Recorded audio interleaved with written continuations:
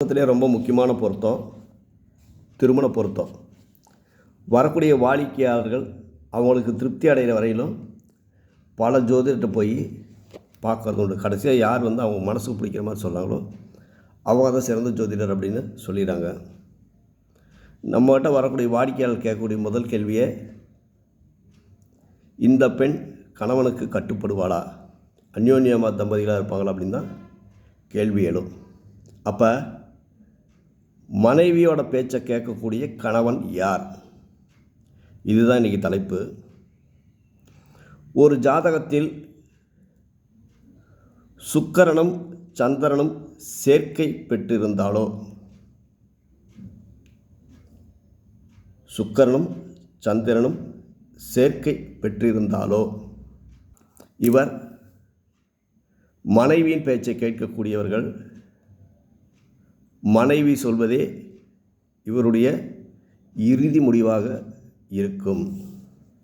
அதே மாதிரி ஒரு ஜாதகத்தில் லக்னாதிபதி பலகீனமாகி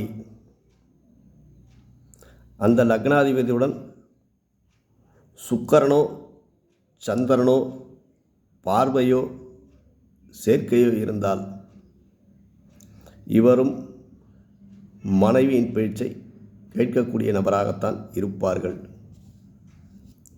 ஜாதகத்தில் ராகு பகவானும் சுக்கிர பகவானும் இணை பெற்றிருந்தாலோ, ராகுவும் சுக்கிரனும் இணை பெற்றிருந்தாலோ, ஆணும் பெண்ணும் ஆசையை அதிகம் தூண்டி,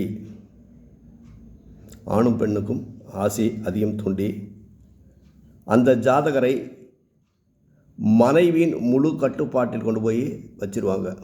அப்போ இதுக்கு ராகுவும் சுக்கிரனும் ஒரு காரக கிரகமாகவே கருதப்படுகிறது. அடுத்தது 7ஆம் பாவ அதிபதி சனியின் சமசப்த பார்வையில் இருந்தால், 7ஆம் அதிபதி சனியின் சமசப்த பார்வையில் இருந்தால் இவர் மனைவியிடம் சரணாகதி அடையக்கூடிய ஜாதகராக இருப்பார். அடுத்தது சந்திரனுக்கு 4, 7, 12 4, 7, 12 பாவ கிரகங்கள் இருந்தால் இவர்கள் வாழ்நாள் முழுவதும் மனைவிக்கு அடங்கி நடக்கக்கூடியவர்கள்.